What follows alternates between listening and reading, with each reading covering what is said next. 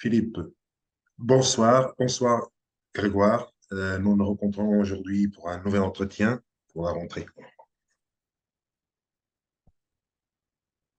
Bon, eh bien, Manuel Grégoire, bonsoir. Bon, Pierre n'est pas là, apparemment, on n'a pas réussi à le joindre. Donc, je suppose que pour son travail, il doit être à l'étranger. C'est bon, c'est dommage. Bon, on lui fait un grand bonjour. Eh bien, écoutez, je vous écoute. À vous. Alors, on va démarrer cet entretien avec la visite du roi d'Angleterre Charles III en France. Alors, qu'est-ce que vous avez pensé de l'accueil qui a été réservé, qui lui a été réservé, pardon, par à lui et à son épouse Camilla, par Emmanuel Macron à Versailles? Moi. Alors, je dirais, première observation, quand on me parle des Anglais ou de l'Angleterre, je pense tout de suite à Jeanne d'Arc et à Marcel Kébir, entre autres. Et j'avoue que ça me fait un petit peu mal quand même de voir toutes les faces que le sieur Macron a déployées pour cet individu, d'une nation qui a toujours été traîtresse avec nous, sans compter au Canada. Bon, alors ça c'était une première remarque. Deuxième remarque, je ne sais pas si vous avez vu sur les réseaux sociaux, médias et autres, beaucoup se sont posé la question combien cela a coûté. Hmm. Effectivement, combien ça a coûté le vin? Apparemment, il y avait des bouteilles Alors, à oui, un prix assez justement. élevé. Alors, attendez. Alors, j'ai un texte de Libération du 26 septembre qui a estimé à 6 270 000 € de notre poche. Parce qu'on nous dit que Georges III a été invité avec son épouse par Emmanuel Macron et Brigitte, mais que je sache, c'est pas lui qui va payer, hein, c'est nous. Donc, alors on peut se dire, oh, c'est pas possible, un chiffre pareil, c'est pas possible.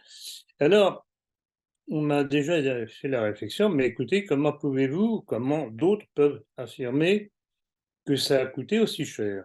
Eh bien, une démarche qui a été faite justement. On a la description du menu,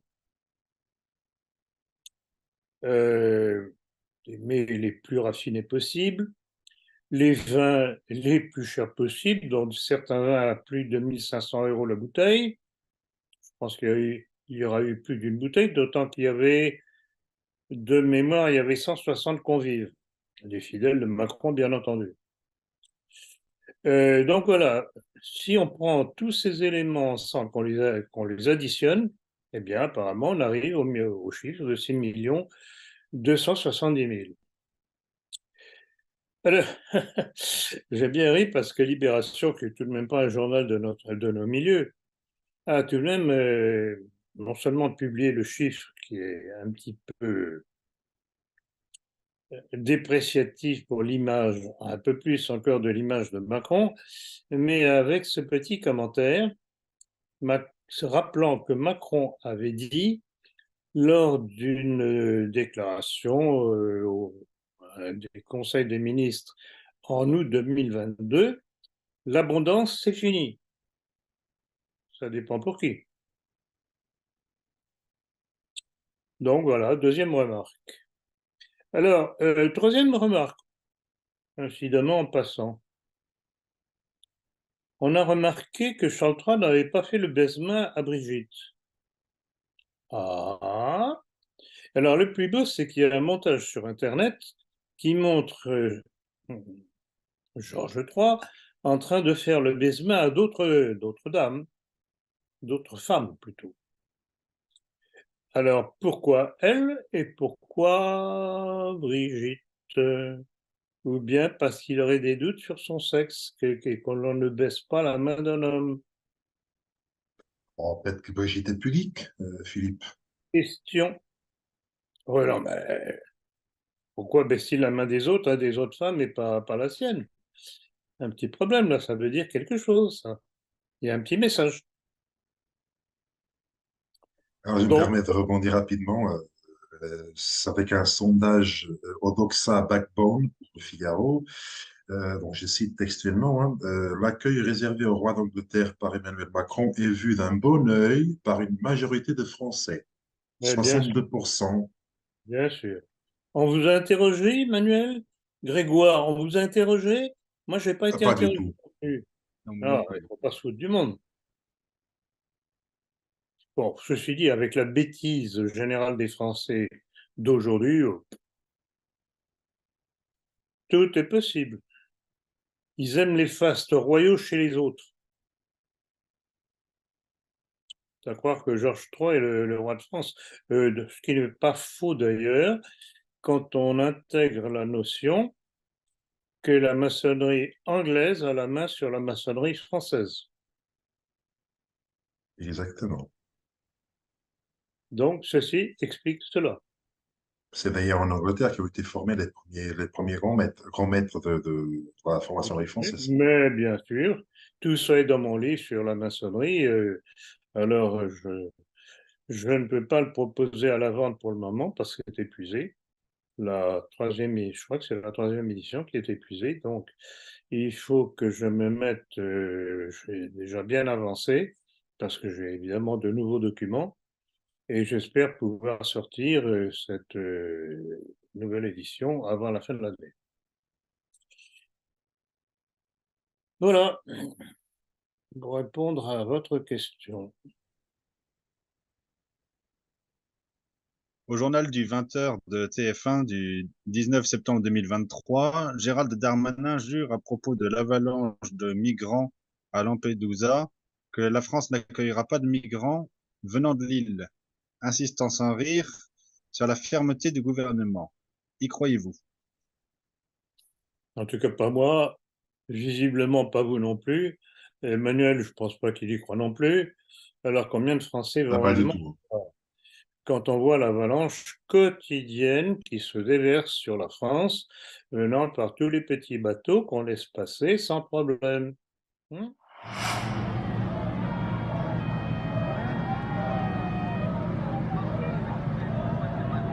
Guarda le barchette di ferro, va, va. Faccio solo un casino, tutta la notte.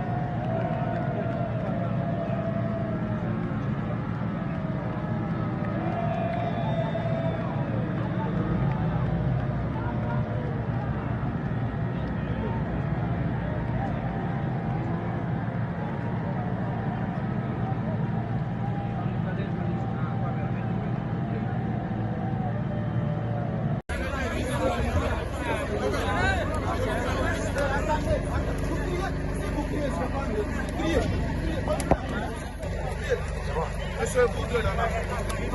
Vous deux, ici. Quelli che stanno zitti. Monsieur, vous deux. Regardez, vous pouvez partir. Ayez pitié de vous-même. Et quand ils seront à la frontière de Vintimille avec Menton, est-ce qu'on nous dira qu'ils viennent de Lampedusa? Non, ils se moquent de nous, ces gens-là. Ils se moquent de nous. Ils veulent continuer à submerger encore et encore et encore la France. Quand je me tue à le dire sur tous les tons, oralement et par écrit, pour eux, mondialistes, c'est une nécessité. Il faut submerger les nations par d'autres peuplades inintégrables pour faire disparaître le sentiment d'identité nationale. Ce n'est que comme ça qu'ils pourront instaurer leur gouvernance mondiale. Tant qu'on ne comprend pas ça, on ne peut pas comprendre ce qui se passe. Et cet acharnement à nous imposer cette immigration. Alors, il y Et a, d'ailleurs, attendez, justement, je me doutais qu'il y aurait une question là-dessus. J'ai quelques petits biscuits là. Est-ce que vous vous rappelez de la déclaration de Macron après les insurrections qui ont suivi la mort du jeune dealer Naël? Voilà ce que Macron a osé dire. C'est dans le Figaro du 2 août 2023. Il a déclaré qu'il n'y avait pas de lien entre les émeutes et l'immigration. Alors, écoutez, c'est curieux parce que quand on regarde les images de ces émeutes, c'était pas des petits blonds. Et voilà comment Macron ment. Lui, Darmanin et tous. Et ce n'est pas nouveau parce que déjà, j'ai retrouvé dans mes archives le 21 juin 2017, c'était l'année de son arrivée au pouvoir. Il avait déclaré, contrairement à ce que certains disent, nous ne sommes pas confrontés à une vague d'immigration. Alors c'est quoi? Et de surcroît, il avait ajouté que l'immigration se révèle être une chance d'un point de vue économique, culturel et social. Alors, économique, ah bon? Culturel? Ah ouais, vraiment? Et social? Il n'y a qu'à voir les événements dans les rues. Si c'est ça le social, merci. Donc, il a ajouté, c'est une chance d'un point de vue économique, culturel, social. Donc, je vous dis, c'est la poursuite du plan mondialiste. Alors, je rappelle une déclaration de Bruno Retailleau sur France Inter du 19 septembre. Moi, je l'ai cité, pardon. Il y a une forme de submersion au sens propre du terme. C'est un qualificatif que l'on doit pouvoir employer compte tenu des proportions. Par contre, Eric Ciotti, sur RTL, je ne me souviens plus de quelle la date, avait déclaré que la France a délivré en 2022 plus de 500 000 titres de séjour si on ajoute les demandes d'asile, et que c'était une forme de submersion migratoire. Tout à fait. Pour revenir rapidement sur Lampedusa, juste pour information, entre le 11 et le 13 septembre, seulement pendant ces 3 jours, il y a presque 10 000 personnes qui sont arrivées dans Ah, l'île. C'est plus que l'ensemble de la population autochtone de cette petite île. oui, c'est l'avalanche. En ce moment, c'est l'avalanche. Je- Je me demande d'ailleurs si Macron, en tant que risque de devoir partir plus tôt que prévu, ne cherche pas à mettre les bouchées doubles pour nous submerger encore et encore. Alors, bon, j'avoue que j'ai apprécié les déclarations de Retailleau, c'est tout à fait ça, submersion, effectivement. Et ce que je ne comprends pas, bon, je sais bien que c'est le jeu des médias en faveur de Macron, c'est qu'il laisse toujours entendre que les républicains finiraient par se rallier à l'ex-majorité, c'est-à-dire à Macron.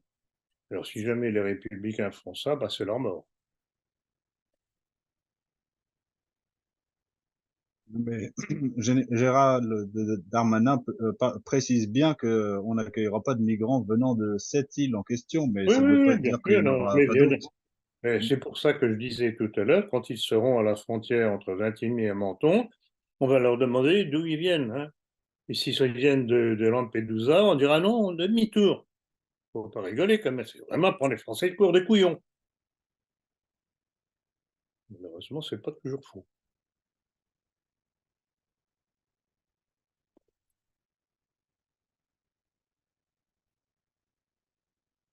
Alors, on va passer à la prochaine question. Alors, est-ce une conséquence, est-ce que vous avez vu ce qui s'est passé à Semur en Auxois? La circulation piétonne a été strictement interdite dans le centre-ville jusqu'à environ 17 heures en raison de la visite du président de la République. Est-ce que vous souhaitez faire un commentaire? Ouais, évidemment. Alors, c'est une information que j'ai vue dans Média Presse Info. Euh, alors, il y a un élément de l'information qui manque, Manuel. C'est que ils ne pouvaient se déplacer qu'en faisant état de leur domiciliation et accompagnés par la police. Accompagnés par la police. Non, mais vous vous rendez compte de ce pays? Donc, l'immigration peut rentrer en pleine volée, les Français ne sont même plus capables de se déplacer dans leur propre ville contre cette, je ne vais pas dire de gros mots, de Macron, il vient dans cette ville essayer de parader et les narguer. Parce qu'en fait, c'est ça, il vient les narguer. Et c'est évident qu'il cherche, il fuit tant qu'il peut le contact avec la foule, tellement il en a peur. Et il fait Oui, tout pour, peut-être. il fait tout pour défier et narguer. Il a peut-être peur que quelqu'un d'avoir la même chose qu'il y a eu, par exemple, Manuel Valls. Euh, je crois que c'est Zemmour aussi qui a eu droit à des œufs. Oui, ben, Je crois que c'est des œufs. cher Manuel ami, Valls, c'est à quel? je vous dirai, ce serait largement insuffisant pour lui faire payer ce qu'il me fait subir. Largement insuffisant. Je ne sais pas si cet homme, on pourra le juger un jour, mais je serais partisan de rétablir la peine de mort, rien que pour lui et pour quelques autres aussi. Buzyn, Salomon et compagnie, dans l'affaire des vaccinations. D'ailleurs, avec Macron, qui était le maître d'œuvre de cette dictature vaccinale. Nous sommes gouvernés par des criminels, des gens qui nous haïssent, de par leurs origines. Ça aussi, il faut l'intégrer. Il faudra donc rétablir le crime de haute trahison du président de la République qui a été supprimé par Sarkozy, il me semble, de mémoire. Tout à fait. Ah, il savait très bien ce qu'il faisait, risquait de lui retomber un jour sur la figure, donc il a pris ses précautions. Pas poursuivable, mais enfin, ce qu'un décret ou une loi fait, une autre loi ou un autre décret peut le défaire. Ça, il n'y a rien de figé. Hein.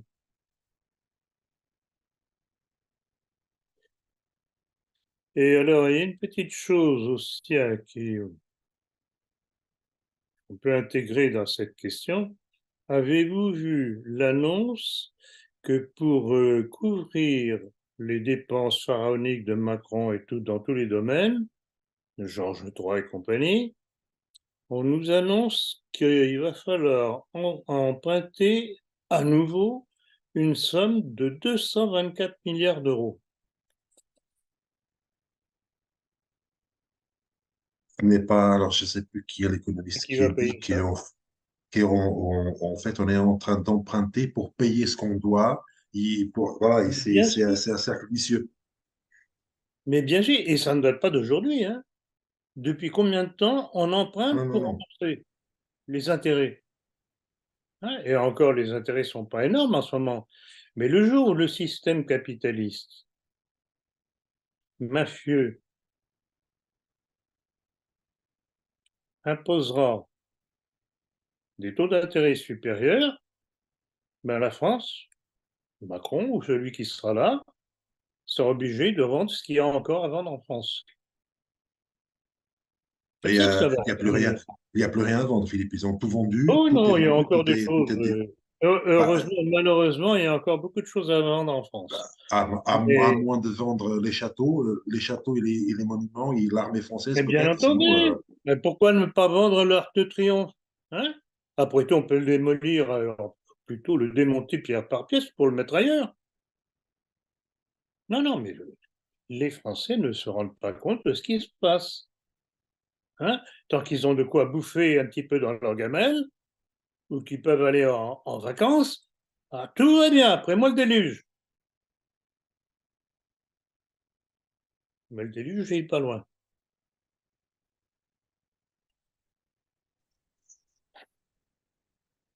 Vous parlez aussi de plan physique, n'est-ce pas aussi ce qu'il est en train de faire avec la Corse en annonçant son autonomie au sein de la République? Tout à fait. Il continue le dépeçage qu'avait commencé un certain De Gaulle. Pièce par pièce, tout s'en va. Déjà, on sait que on ne sait pas exactement quand, mais il va proposer un nouveau référendum en Nouvelle-Calédonie de façon à pouvoir donner la main aux indépendantistes. Donc c'est le dépeçage qui continue. Et regardez aussi ce qui se passe en Afrique. On se fait, grâce à sa façon d'agir avec les chefs d'État africains, on se fait virer de tous les pays d'Afrique au fur et à mesure, le Mali, le Niger tout récemment, oh, putain, bon, bref, il y en a au moins 3 en ce moment. Et alors, ce qu'il y a de très curieux, je l'avais déjà signalé, je vais revenir là-dessus, c'est que justement le Niger a fait la même accusation que donc un autre pays africain contre la France, comme quoi la France soutenait les terroristes alors qu'on nous disait que l'armée française avait été envoyée là-bas pour combattre les terroristes, le djihad. Alors il faudrait savoir à quoi sert l'armée française. Et je ne sais pas s'il y aura une question là-dessus parce que ça commence à bouger tout de même. Enfin, bouger oui et non. Passivement, mais ça bouge quand même. C'est-à-dire, j'ai vu cette information comme quoi l'armée avait de plus en plus de difficultés à recruter et ce que ses cadres s'en allaient de plus en plus facilement et de plus en plus tôt. Alors on peut se poser la question, pourquoi? Est-ce parce qu'ils se rendent compte que les missions que le pouvoir macronien, pas que le pouvoir macronien, déjà depuis au moins Sarkozy, c'était déjà ça, que les missions que le pouvoir leur donne, ils se rendent compte que c'est contraire à l'intérêt national. Et ils commencent à en avoir marre de se battre pour des intérêts étrangers. Non seulement étrangers, mais hostiles à la France. Donc voilà. Oui, tout ça, c'est un ensemble. Alors, Philippe, c'était le Mali. Le Mali qui avait, Le Mali, exactement, le Mali. l'année dernière, Le Mali, ils avaient le accusé, Mali a mais fait, oui, le Mali a fait la même déclaration à l'ONU, accusant la France d'avoir aidé les terroristes, les djihadistes. Il y a un problème là. On envoie les troupes françaises pour soi-disant combattre, on perd des hommes par la même occasion, et à la suite de ça, les pays africains nous accusent d'en fait, mine de rien, soutenir les terroristes de façon indirecte. C'est un problème. Là encore, c'est Philippe, politique ouais, mondialiste. Et surtout, alors qu'en dépit de la décolonisation de De Gaulle, la France avait tout de même réussi à garder des points d'appui dans ces pays d'Afrique, la façon d'agir de Macron avec les chefs d'État africains, par son mépris, eh bien, il les pousse à bout et ils disent, bon, maintenant, dehors. Et ça va plus loin, puisque maintenant, en Algérie, le français ne sera plus enseigné. Et tout dernièrement, le ministre de, je sais pas quoi, peut-être des Affaires étrangères marocain, n'a pas voulu répondre à une question en français. Voilà le résultat de la politique de Macron. Alors les petits Français qui ont voté pour lui, bravo, merci.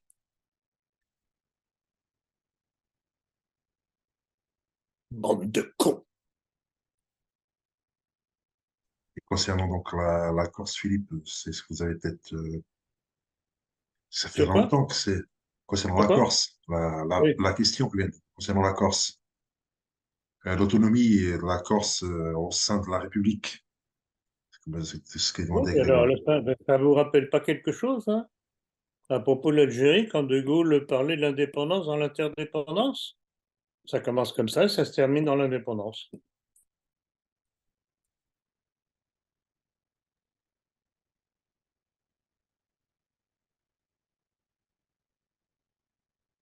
Oui, ça fait de très longues années que les Corses demandent leur indépendance avec aussi la Bretagne. Et pourquoi pas Les Corses, c'est-à-dire ceux qu'on a laissés s'installer au pouvoir, dont l'un d'entre eux, je pense, c'est Simeoni, qui est d'origine juive. Et il y a tout un jeu de partenariat qui se met en place entre la Corse et Israël. Allons-nous avoir un nouvel Israël à nos portes? Parce que Israël pourrait bien disparaître un de ces quatre. C'est comme pour l'Ukraine. Voilà ce qu'il y a derrière tout ce genre de manigance. Alors, je vais continuer sur le sujet, Parce Philippe. que, écoutez, bon, la réflexion de Grégoire est tout à fait adaptée, c'est évident. Cette tendance nationaliste existe depuis longtemps. Il y a eu l'assassinat du préfet Erignac, etc., etc. Mais quand on laisse faire ces individus, au lieu de les empêcher d'agir et de se développer, je regrette beaucoup, c'est la connivence. Vous avez dit tendance nationaliste, séparatiste plutôt. Exactement. Alors, la réflexion qui vient naturellement si on est un petit peu intelligent, pourquoi est-ce qu'on reconnaît le nationalisme séparatiste, par exemple de la Corse ou en Nouvelle-Calédonie, et pas pour les Français qui réagissent, qui se défendent? Ce qui détruit, oui. Ce qui conserve, autant à conserver et à défendre, non. Ça, le fond de l'histoire.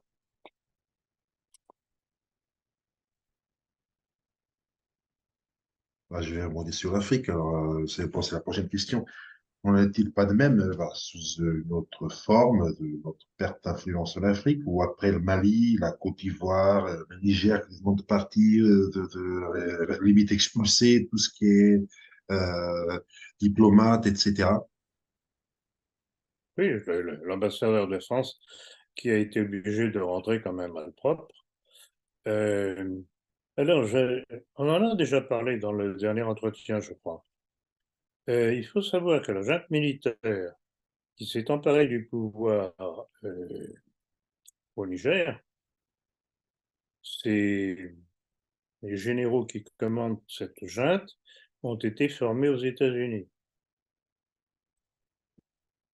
Donc voilà, on est à la botte des États-Unis et les États-Unis nous trahissent tant qu'ils peuvent. Donc, classique de la part du monde anglo-saxon. Un petit rappel, c'est la conférence de Marrakech, il me semble, avec Mhm. Giraud et De Gaulle face à Roosevelt, où Roosevelt avait dit que oui, on peut débarquer en Europe, mais par contre, la France doit s'engager à décoloniser dans les 30 ans et à ouvrir son empire au commerce américain. Giraud a claqué la porte, De Gaulle est resté. Bon, le Et reste, on connaît. il a eu un accident d'avion.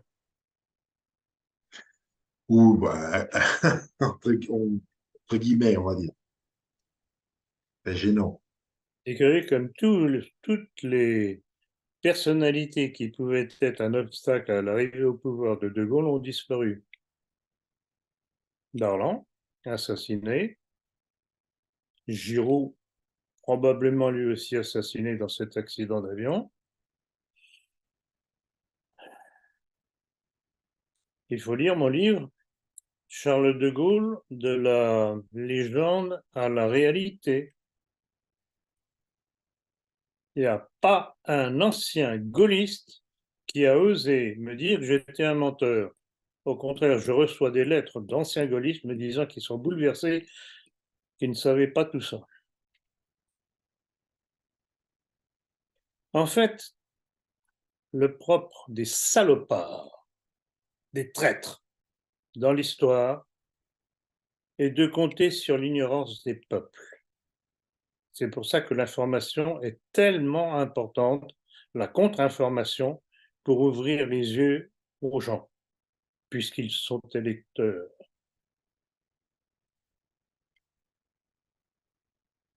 Voilà.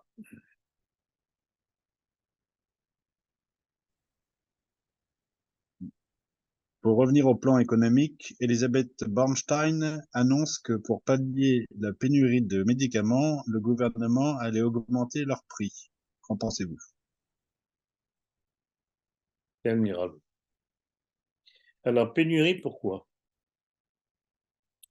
Il y a un vieux dicton qui dit que gouverner, c'est prévoir. Alors, vous pouvez dire que ce gouvernement, ce sont des incapables qui ne savent pas prévoir. à moins que tout ça ne fasse toujours partie de la même chose,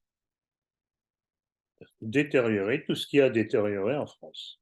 Donc, il y a certains médicaments que les Français ne peuvent pas avoir, au détriment de leur santé. Et cette Madame Bornstein, de son vrai nom, vient nous proposer comme solution miracle d'augmenter le prix. Il n'y a pas des paires de claques qui se perdent, là, à défaut de coups de pied au derrière. Voilà par quelle engeance nous sommes gouvernés. Est-ce que les Français vont finir par le comprendre et faire une révolution? On en est là. Il faut une révolution.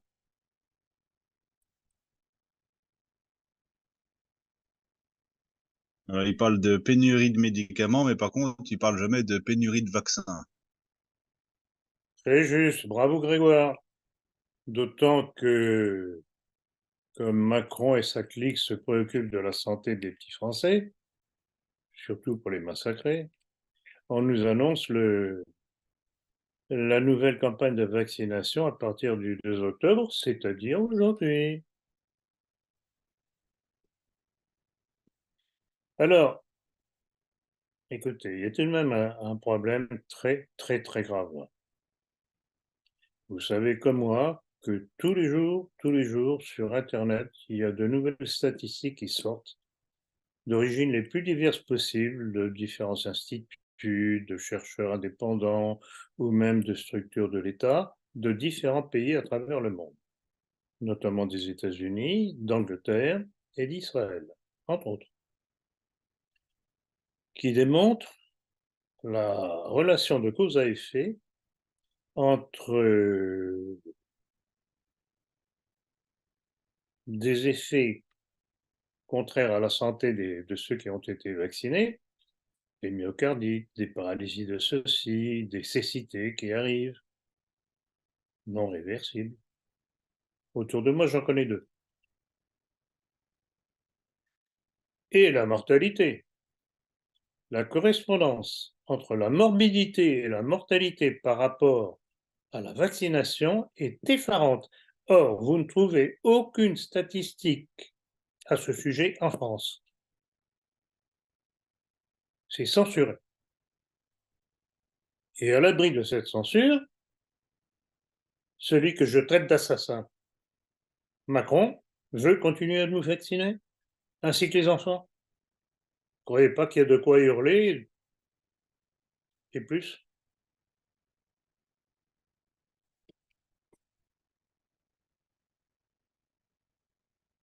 On va rester sur le sujet, mais concernant cette augmentation, hein, parce que Madame Bornstein est fille de pharmacien.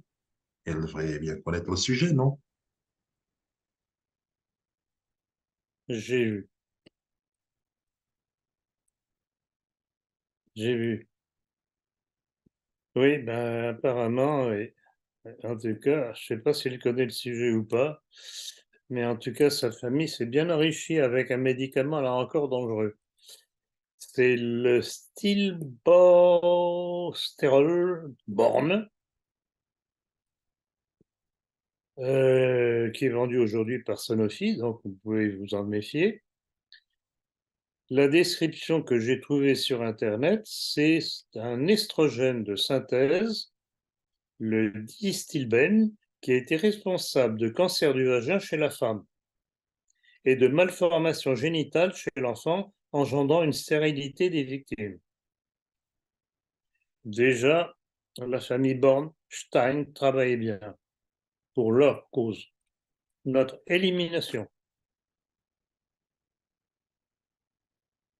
Et alors, ce qu'il y a d'intéressant aussi, petite note supplémentaire que j'ai trouvée encore sur Internet, je cite, la molécule de distilbène faisait l'objet d'un trafic au sein de la communauté transsexuelle depuis au moins les années 60. Or, savez qu'Elisabeth Bornstein est homosexuelle, donc on peut comprendre ses sympathies et sa proximité. Voilà par qui on est gouverné. Et tenez-vous des conséquences.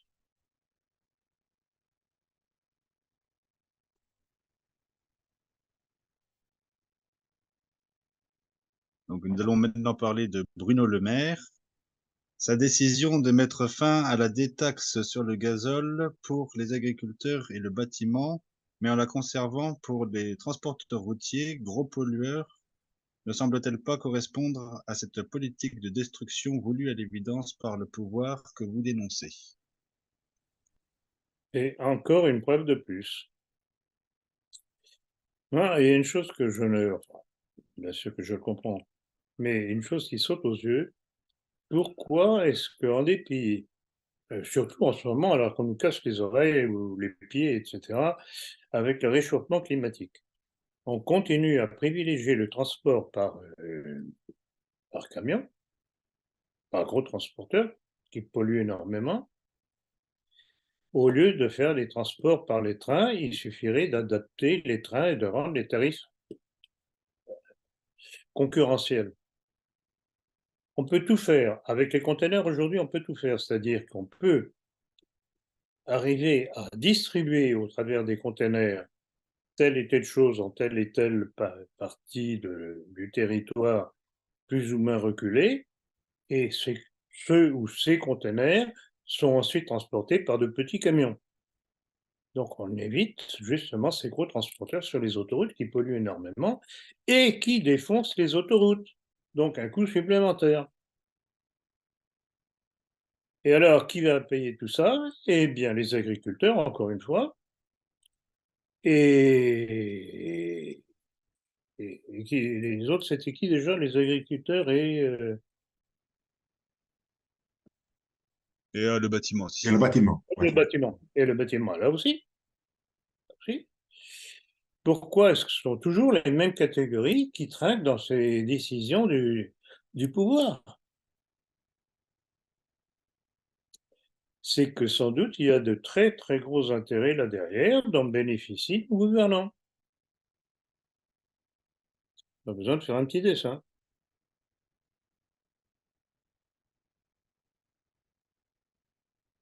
Ils adoptent à peu près la même logique aussi au niveau de l'électricité, c'est-à-dire qu'il faut que nous économisions l'électricité, mais par contre, ils prônent la voiture électrique.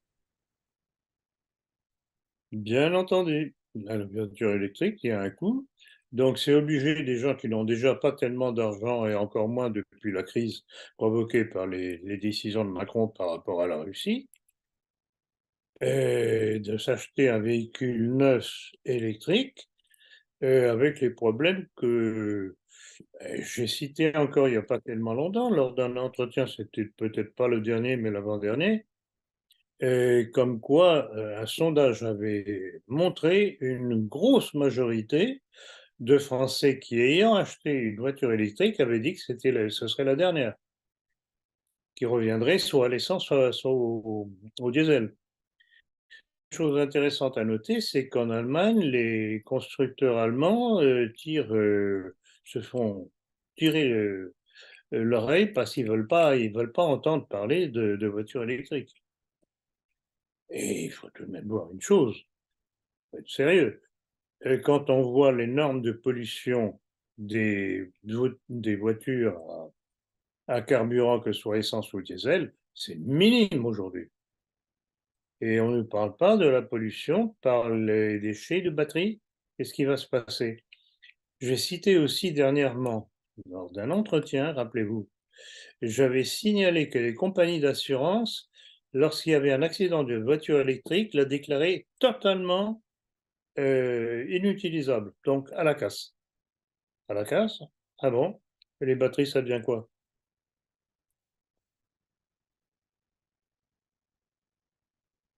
Gouverner, c'est prévoir. C'est très gentil cette histoire de trucs électriques, mais attention au retour. En fait, dans toutes ces décisions du pouvoir, c'est toujours la même chose. Faites ce que je dis, pas ce que je fais.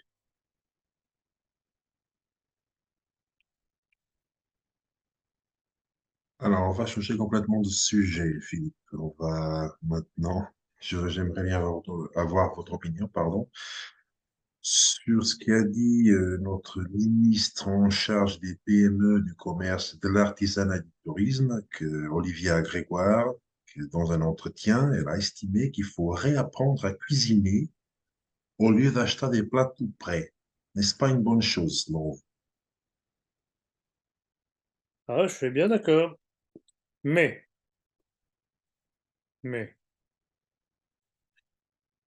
quand on sait ce que c'est que la vie d'une mère de famille aujourd'hui qui doit travailler avec son mari, enfin, comme son mari, pour subvenir aux besoins de la famille, est-ce que vous croyez que déjà qu'elle n'a pas beaucoup de temps pour s'occuper de ses enfants, elle va avoir le temps de fabriquer des bons petits plats?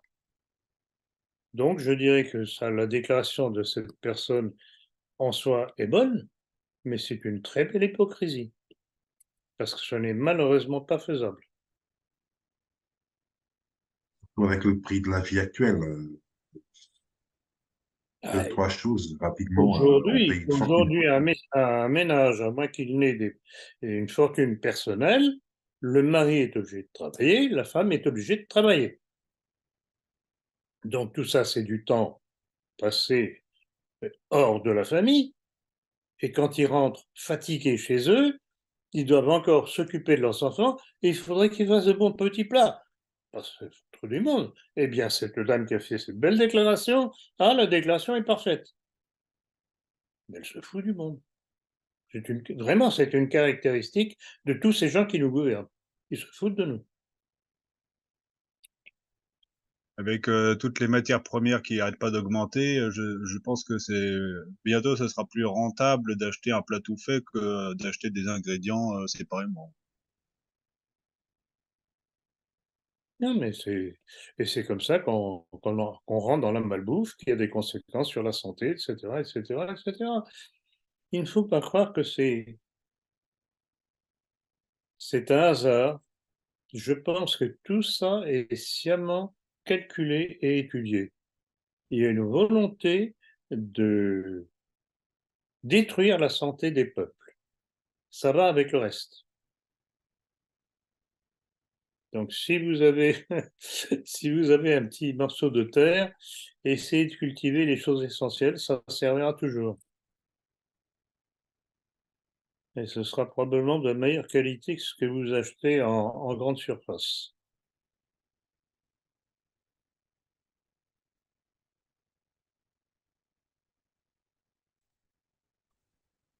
Donc cette fois-ci, c'est Eric Woerth qui a déclaré sur BFM TV, il faut s'habituer à un monde où il y aura plus d'inflation, les prix vont continuer à monter au fur et à mesure du temps. Quel est votre ressenti? Je voudrais vous poser la question, pourquoi? Donc une fatalité. Et puis, il faut s'habituer aussi à un monde où il y aura plus d'inflation parce qu'on est en train de changer, parce que les tensions sont là, parce qu'on doit investir parce qu'on veut consommer plus proche, donc ça coûte plus Mais ça, cher, c'est un parce qu'on langage de rapatrie vérité qui n'est pas vraiment tenu, parce qu'on essaie de tenir tous les langages, de faire du il en faut même temps. les Mais en même temps, les prix vont continuer à monter au fur et à mesure du temps pour des raisons aussi différentes. La révolution énergétique, elle coûtera plus cher. Quand on veut acheter son alimentation plus près, plus sûre, de meilleure qualité, ben ça coûte plus cher que la mauvaise qualité. Donc tout coûtera plus tout ça cher et existe. longtemps. Ça veut dire que derrière, la vraie solution, c'est l'augmentation des salaires. C'est l'augmentation des revenus. C'est l'augmentation des revenus. Alors je sais bien que ça répond pas à la question du gars que vous prenez en caméra et qui est en train de remplir son réservoir. Ça, Oui, parce que son salaire n'a pas forcément augmenté. il n'a pas augmenté entre le moment où il a pris son... Je le comprends très bien. Absolument aucune fatalité. Les sociétés ont vécu pendant des années, des années, des années, des décennies, même des centaines d'années, avec des prix stables. Pourquoi est-ce que brusquement, et on peut marquer ça à partir de la Deuxième Guerre mondiale, la fin de la Deuxième Guerre mondiale, quand un certain pouvoir s'est bien consolidé au pouvoir, Vous savez ce que je dis au sujet de la libération. Ce n'est pas une libération, c'est une réoccupation par les lobbies de la France. Eh bien, à partir de là, la France, et la France n'est pas la seule, les pays sont devenus des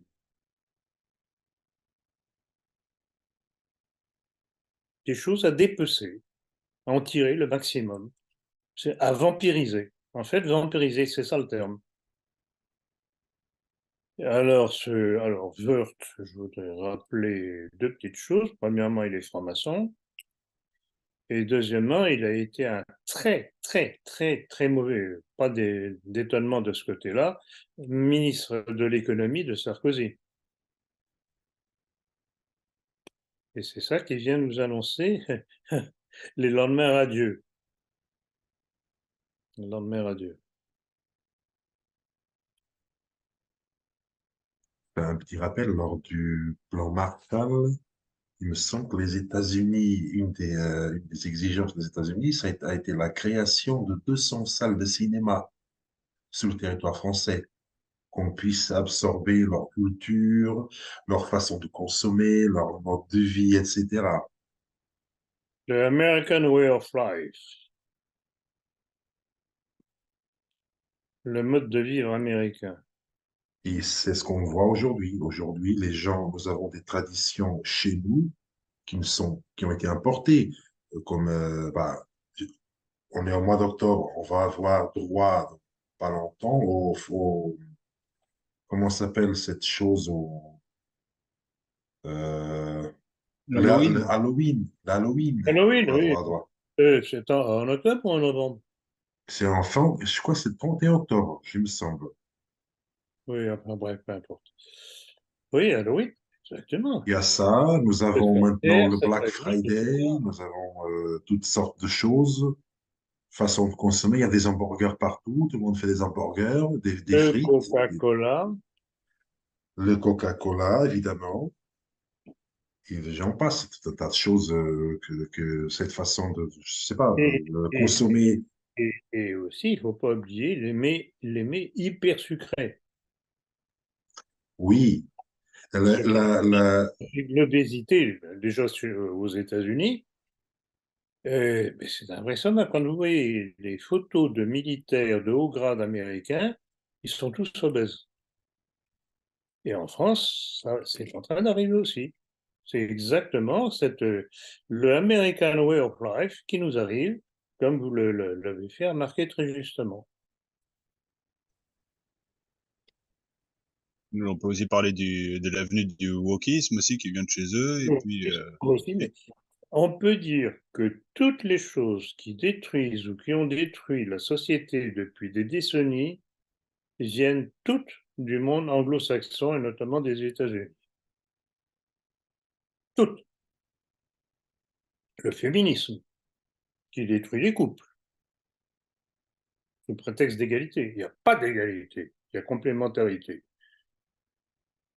Et les femmes qui tombent dans le panneau ne se rendent pas compte qu'elles se détruisent elles-mêmes.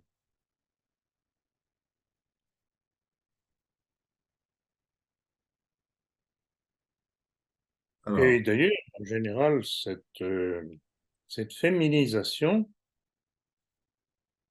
a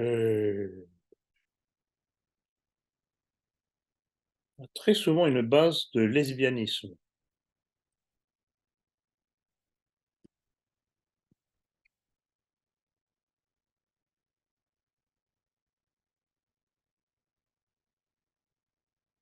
alors Philippe, j'aimerais avoir votre opinion. Alors, on va complètement changer de sujet parce que j'aimerais avoir votre opinion sur ce qui est arrivé à un médecin du Nord-Pas-de-Calais. Alors, il a été suspendu par l'Ordre des médecins parce qu'il a osé consulter le statut vaccinal d'Emmanuel Macron.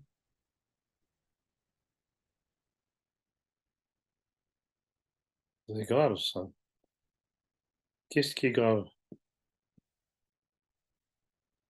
Alors, l'Ordre des Qu'il médecins, est consulté ou que ce soit l'ordre des médecins qui, une fois de plus, protège l'ignoble personnage qui nous gouverne. l'Ordre Alors, des médecins l'accuse de manquement à la déontologie. comment? l'ordre des médecins l'accuse de manquement à la déontologie, il me semble. Oui, c'est ça, la déontologie, oui, à double volet. Bon, je regrette beaucoup, mais c'est un aveu. Si on se fait condamner pour chercher si Macron a été vacciné, alors qu'il est censé donner l'exemple aux Français, puisqu'il a imposé aux Français la vaccination, donc on est tout de même en droit de savoir s'il s'est réellement fait vacciner ou pas. Et dans la mesure où on se fait condamner pour avoir cherché si réellement il ne nous avait pas menti, ce qui me semble absolument certain, eh bien c'est un aveu. Il ne s'est pas fait vacciner.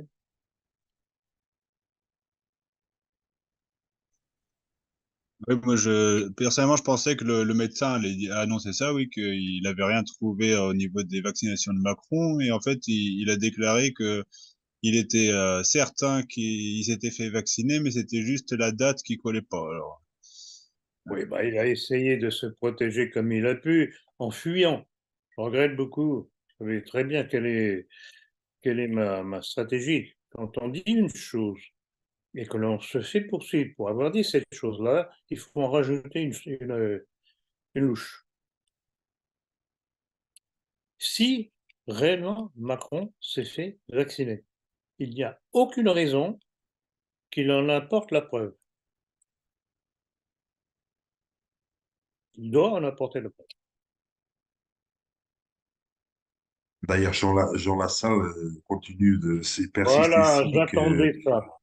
Ah, J'attendais que attendez, mais vous m'arrêtiez là-dessus. le problème, c'est que Jean Lassalle persiste ici, mais ne montre, il dit avoir des preuves depuis au moins dès le début de cette année, mais il ne les a jamais montrées. Pourquoi ne les montre-t-il pas? C'est aussi une chose qui me dérange, Quelles honnêtement. sont les pressions qui jouent sur lui et les menaces? Tout est là. Je ne pense pas qu'il ait pu s'aventurer à dire une chose pareille si réellement il n'avait pas quelque chose en main. Ça me semble gros.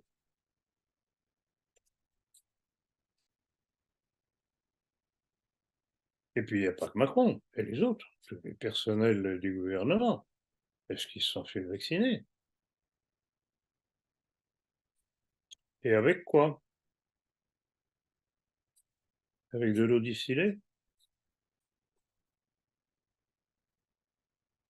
Avec du sérum physiologique, peut-être.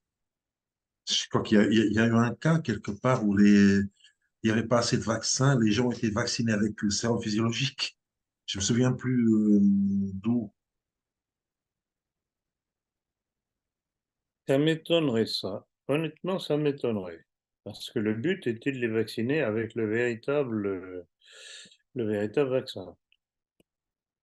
mais j'avais entendu cette histoire-là où justement les laboratoires, enfin pas les laboratoires, mais disons les centres de vaccination rappelaient justement ces gens-là pour être à nouveau vaccinés, justement, parce qu'il y avait Mmh, une erreur. mmh. Oui, une erreur, oui. Ou alors, une autre hypothèse, c'est que des infirmières ou des infirmiers qui étaient chargés de vacciner, se rendant compte que c'était dangereux, aient injecté un placebo. Je sais pas. Alors, je vais le prouver, Philippe. Il restera toujours une chape de plomb sur ce truc-là, puisque le pouvoir, évidemment, ne va pas nous dire ce qu'il a réellement fait. Tout ce que l'on peut dire, c'est ce que je dénonce justement sur base de toutes les statistiques qui sortent tous les jours à travers le monde, sauf en France, et qui montrent la relation absolument mathématique entre les décès ou les maladies qui en sont issues après vaccination. Ça, c'est indiscutable.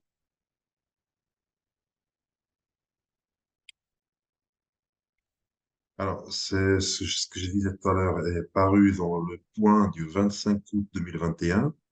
C'est arrivé dans la Sarthe, au centre de vaccination de la Flèche, où ils disent que il y a deux séances de rattrapage. Il y a des gens qui ont reçu, soi-disant par erreur, une injection de sérum physiologique à la place du vaccin. 200 personnes ont été piquées. Euh, dans le but de se protéger, mais ils ont reçu, ils ont été victimes d'une erreur dans la reconstitution d'un flacon. Donc, tous ces gens-là ont été rappelés pour venir refaire leur vaccin.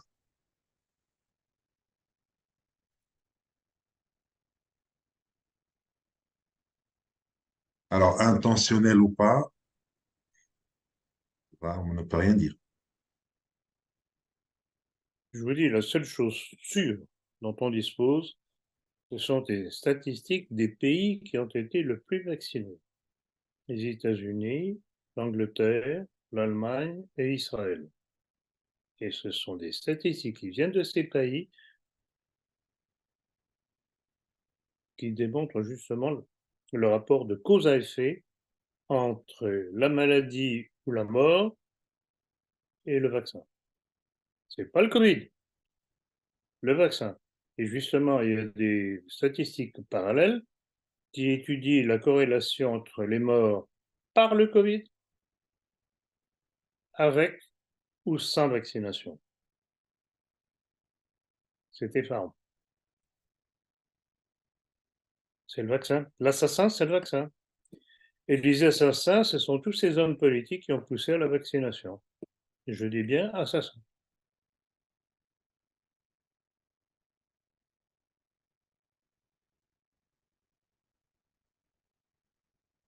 Pour rester sur Emmanuel Macron, qu'avez-vous pensé, qu'avez-vous pensé de l'accueil chaleureux qui lui a été réservé au Stade de France lors de l'ouverture de la Coupe du Monde de rugby? Grégoire, vous vous moquez du monde, mon cher. Chaleureux? Je dirais chaud. C'est une bronca générale dans le stade contre Macron. Chaleureux, oui, oui, c'était chaud. C'était chaud, mais ça démontrait justement l'exaspération de tout au moins des supporters du rugby en France, qui d'ailleurs est très très mal vu par les médias parce qu'ils trouvent que c'est un sport très ringard en fait, très franchouillard.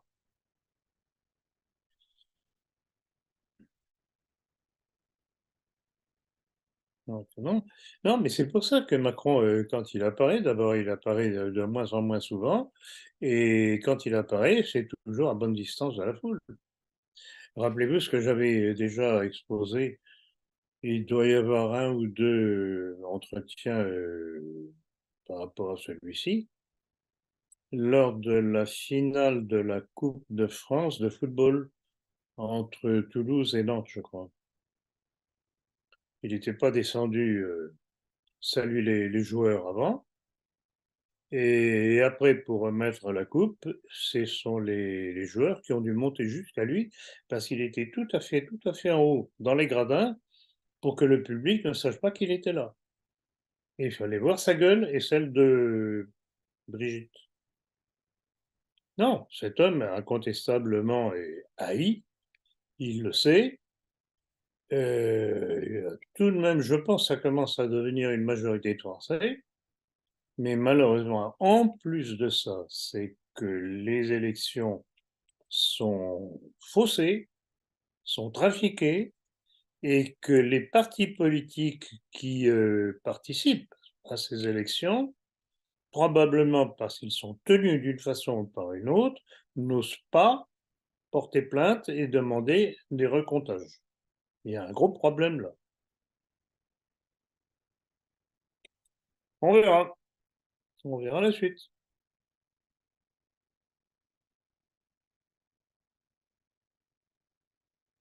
Alors, on va rester sur le gouvernement, et cette fois, on va revenir aux réfugiés.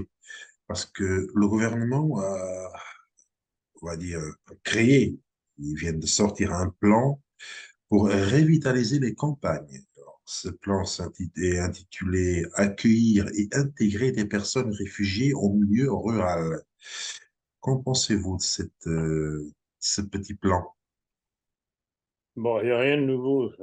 Déjà, Attali avait suggéré ça, donc je constate que le pouvoir est très obéissant aux directives du sieur Attali. Non, mais là encore, il se moque du monde. Il croit vraiment que ces migrants vont se retrousser les manches pour cultiver les champs? Pas rigoler. Ils vont continuer à vivre de toutes les subventions que l'État leur donne de notre poche. Et puis, ce sont des métastases.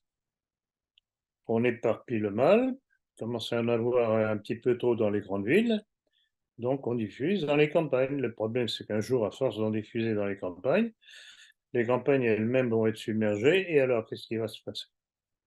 Qu'est-ce qui va se passer?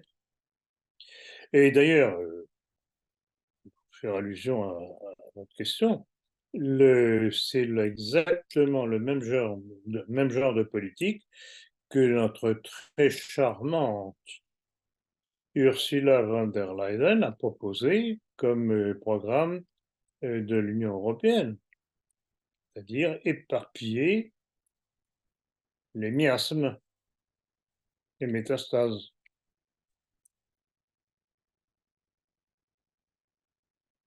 Je Oui, dis, oui, repartir, ouais, oui. je- Parmi les... pardon, Grégoire. Je dis, je répète, cela fait partie du plan mondialiste. Submerger les pays par des populations inintégrables.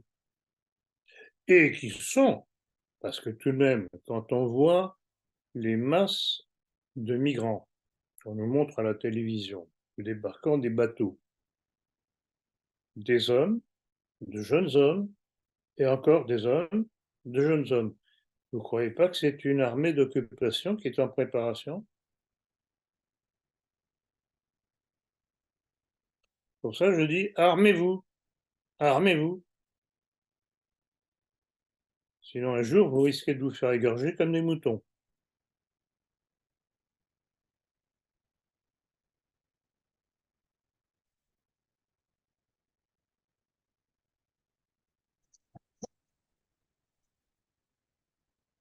Alors, en 2022, il y a eu 234 300 interruptions volontaires de grossesse, IVG, en France, un chiffre en hausse après 2 années de baisse exceptionnelle liée au Covid-19. Il y a eu 730 000 naissances en 2022. 3 quarts de ces naissances seraient de parents français. Avez-vous un commentaire? Alors, dans cette question, j'ai vu la chose. Dans cette question, il y a plusieurs choses. D'une part, on nous dit qu'il y a eu une interruption de grossesse et qu'il y a eu une augmentation de naissances. Pourquoi? Parce que comme les gens avaient été confinés chez eux, ils sont occupés comme ils ont pu. Ils ont fait l'amour. Pas plus mal. Au moins, ça a servi à quelque chose, le confinement. Et puis, il y a un autre aspect, c'est qu'on nous dit que ce sont des parents français. Ah bon? Rappelez-vous ce que je dis à propos de la criminalité dans le dernier entretien. Là aussi, on nous disait que 80% des justiciables se déclaraient français. Oui, de papier. Donc c'est très facile, on joue sur les mots. Vous faites quelque chose qui n'est pas bien. Ah ben vous êtes français, oui, ils ont les papiers français. Mais ils ne sont pas nécessairement des Français de souche. Et pour la question ici, les naissances en France, ce sont les masses maghrébines qui sont en France, qui sont des Français de papier. Et eux procréent, eux procréent, eux procréent. Et là aussi, c'est un autre type d'invasion. Donc voilà, c'est ça la situation.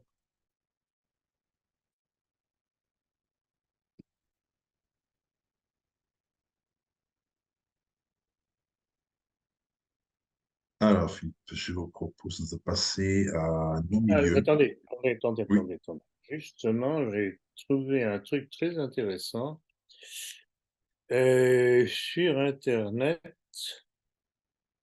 C'est un rapport de 2022 sur la balance des paiements et la position extérieure de la France, publié par la Banque de France. Pas tout à fait complotiste à mon avis. qui donne des chiffres tout de même très intéressants. C'est en page 12 de ce rapport. Et voilà ce qu'ils disent. Les envois de fonds des travailleurs immigrés à leur pays d'origine atteignent 12,8 milliards d'euros en 2022, soit près de 3 fois le budget de nos prisons. Et si on empêchait ces sommes de partir de chez nous pour que ça serve à quelque chose? Vous voyez l'hémorragie? C'est pour ça que je parle de la France vampirisée, entre autres choses.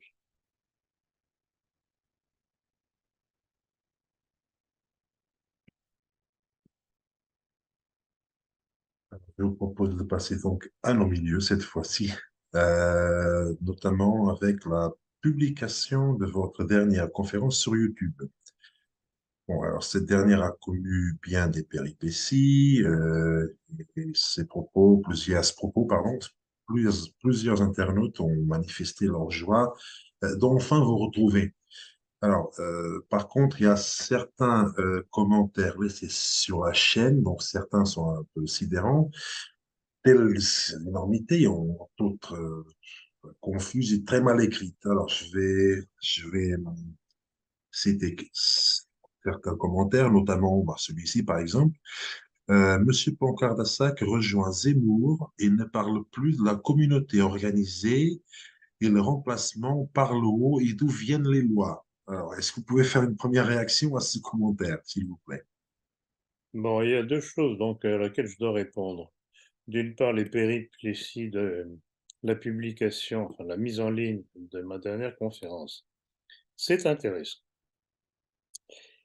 Donc, ma dernière conférence, c'est avec pour titre Comment sommes-nous arrivés là? Oui, ce que vous connaissez. Alors, notre ami Jean-Luc, qui est chargé de mettre en ligne, la met en ligne, et moins de 24 heures après, bon, met en ligne, pardon, il faut spécifier, sur YouTube, avec le petit pavé qu'on faisait ces derniers temps, pour annoncer où on pouvait voir la conférence, puisqu'en général, la conférence était automatiquement supprimée. Bon. Curieusement, elle a été publiée sur YouTube, mais ça n'a duré que même pas 24 heures. Et Jean-Luc me téléphone en disant, ben voilà ce qui s'est passé, qu'est-ce qu'on fait? Alors, je lui dis, bon, qu'est-ce qu'ils donnent comme argument? Ils disent qu'on ne correspond pas aux critères nécessaires pour, etc., etc. Et je dis à Jean-Luc, bah écoutez, puisque c'est comme ça, on va leur répondre très poliment qu'on ne demande pas mieux que de correspondre à leurs critères, qu'ils veulent bien de les communiquer de façon à ce qu'on puisse essayer de les suivre. Jean-Luc le fait, il ne reçoit pas de réponse, mais la conférence a été remise en ligne sur YouTube. Et apparemment, elle y est toujours. Donc, tout de même intéressant ça comme notation, parce que ça montre toujours, il ne faut jamais se laisser faire. Toujours réagir. Pas partir du principe qu'on est battu. C'est le meilleur moyen pour être battu. Alors, pour répondre de ces éléments de votre question, cette déclaration de cet individu qui me dit qui dit que j'ai rejoint Zemmour. Ah bon? Et que je ne parle plus d'une certaine communauté organisée? Ah bon? Mais et quoi, il est bête, il sait pas lire, il sait pas entendre. Qu'est-ce que je dis? Qu'est-ce que j'ai déjà dit? Qu'est-ce que je continue à dire au sujet de Zemmour? Et de la communauté à laquelle il appartient? Je sais pas. Alors il y a des gens vraiment qui me sidèrent, ou bien c'est un individu qui cherche à brouiller les cartes, mais en tout cas, le texte est écrit de c'est n'importe quoi. Ça m'a l'air d'être un attardé, ce gars-là. Bon, donc voilà pour répondre à cette question-là. Alors, il y a un autre commentaire que nous avons relevé, bon, je vais citer. Depuis longtemps déjà, vous et vos amis d'opinion du groupe auquel vous appartenez avez rejeté toutes les tares du monde sur les Kabyles, bon, entre parenthèses, travailleurs d'avant-guerre. Votre haine devrait regagner son antre obscur, sachant que vos anciens collaborateurs ne font pas dans l'appréciation des peuples inconnus. Euh, ah, est-ce que vous pouvez peut-être... Que voulez-vous que je réponde à ça? Ça n'a aucun sens. j'ai rien compris, mais bon, C'est un c'est pas... charabia incompréhensible. C'est du n'importe quoi. Écoutez, je dis les choses en général très clairement. D'ailleurs, c'est que ce que certains me reprochent, c'est que je dis les choses trop clairement. Ça dérange. Bon, donc de ce côté-là, il n'y a pas de problème. Donc là encore, ou bien ce sont des abrutis finis, qui ne savent même pas écrire, qui comprennent rien à ce qui est dit. Et je voudrais revenir sur une chose aussi, c'est sûr que sur ce, c'est gentil de leur part, mais quand même, dire ah, je suis content de vous voir réapparaître, monsieur Poncardassa, on croyait que vous ne me faisiez plus de confiance. Tout ça parce qu'un beau jour, YouTube a cessé de publier mes conférences. Et ces gens-là sont accrochés comme comme je sais pas quoi, comme la sécotine, comme la colle, à YouTube. Ils n'arrivent pas à s'en dégager. Et pourtant, Dieu sait, je le disais à l'instant encore, que chaque fois, depuis déjà plusieurs mois, on mettait, avec l'annonce de la conférence, les chaînes sur lesquelles on pouvait voir les conférences, mes conférences. Donc, il y a évidemment notre site, nationalisme-français.com, Odyssée, Telegram, Brighton, il y en a plusieurs, il y en a une dizaine presque de chaînes où on peut voir. Donc ces gens-là, je ne sais pas, ils sont figés, ils ne cherchent pas. Ils attendent que ça leur tombe tout rôti dans la gueule, qu'on leur mette la pape dans la bouche. Alors, la réaction, c'est gentil, mais enfin, j'ai envie de leur donner tout de même un petit coup de pied dans les fesses pour les faire bouger. Pas croyable. Pas croyable. Effectivement, nous avons eu beaucoup de personnes qui ont écrit en commentaire, oui, enfin, on se retrouve à nouveau. Ah, vous voilà, enfin. Ça fait plaisir de vous revoir. Mais c'est pas comme si on avait cessé de travailler, mais bon. Donc, d'autant qu'à chaque fois, on le signale dans le petit pavé qui est publié sur YouTube. Donc, ils ont la liste. Et en plus de ça, dans la politique, pour ceux qui sont abonnés, bien entendu, à la politique, à chaque fois, en dernière page, on donne inlassablement la liste des chaînes sur lesquelles on peut trouver les. Qu'on ne vienne pas me dire ah, monsieur Blanquer, on est heureux de vous revoir. Non, mais c'est épouvantable. Ils ne se rendent pas compte de leur niaiserie, de leur paresse. Enfin, bon. Alors, nous avons relevé un dernier commentaire, mais celui-là, j'ai eu une petite discussion, bon, discussion vraiment avec l'individu qui est assez insistant. Je lui ai même demandé de se laver les oreilles. Cette personne a fini par partir, je crois. Alors, je vais citer. euh, à partir de la minute 44, M. Plancard affirme que Pierre Hillard est d'origine juive. D'accord? Donc, est-ce que vous souhaitez réagir à cette ineptie? Parce que j'ai demandé à la personne. Moi, j'ai réécouté votre conférence. J'ai écouté et réécouté. Il suffit, je sais pas, d'entendre correctement. Je ne sais pas. Je suis allé à la minute 44. Effectivement, vous parlez de Pierre Hillard qui traite de mémoire Vladimir Poutine d'origine juive. On ne dit jamais que c'est Pierre Hillard qui l'est. Alors, est-ce que vous souhaitez au Là moins... encore, là encore, ça rejoint ce que j'ai dénoncé tout à l'heure. On a l'impression que les gens ne comprennent pas ce qu'ils entendent. Ou alors la personne est de mauvaise foi. Elle a dit, elle a écrit ça pour donner à penser que j'avais fait cette déclaration sur Hillary. Ce qui est pour me discréditer. Il y a suffisamment à dire, de choses à dire sur Hillary pour pas en rajouter plein, alors que c'est faux. Je n'ai jamais dit, je répète et je cite, je n'ai jamais dit que Pierre Hitler était juif.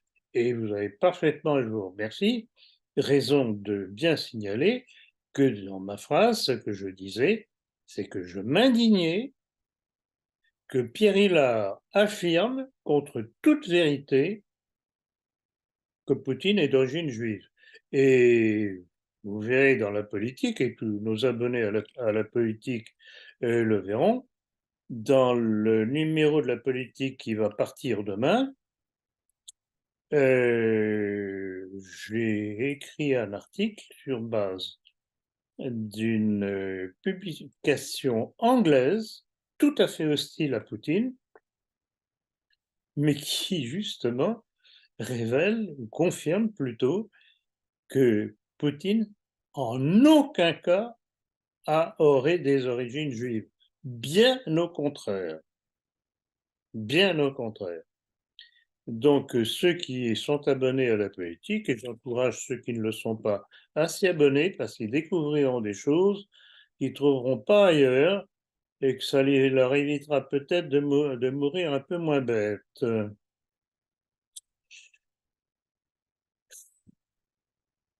C'est fatigant à la longue, hein. Donc, cet individu qui m'accuse de traiter Pierre Hillard d'origine juive, je vous dis, ou bien c'est un imbécile, il ne sait pas entendre, ou bien il l'a fait exprès pour me nuire. Quand je dis une chose, c'est toujours référencé.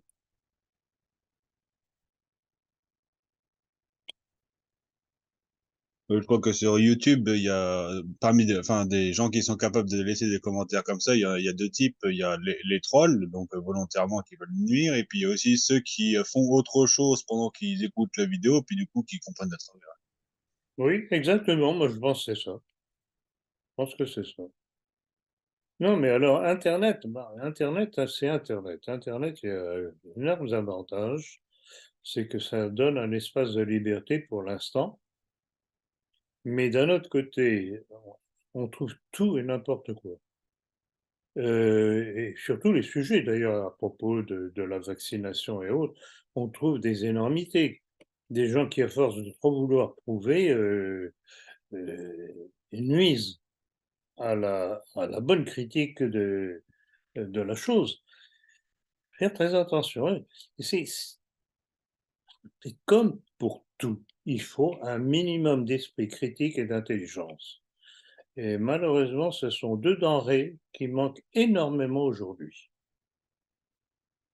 L'esprit critique et l'intelligence.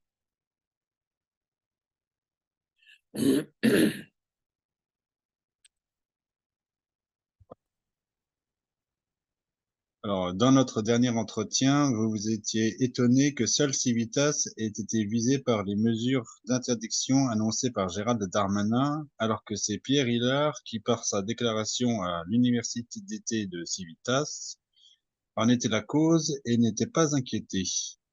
Avez-vous eu des précisions sur ce sujet?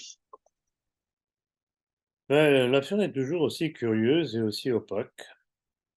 Alors justement, pour les personnes justement qui me disaient de traiter Hillard de juif, déjà suffisamment de choses à lui reprocher.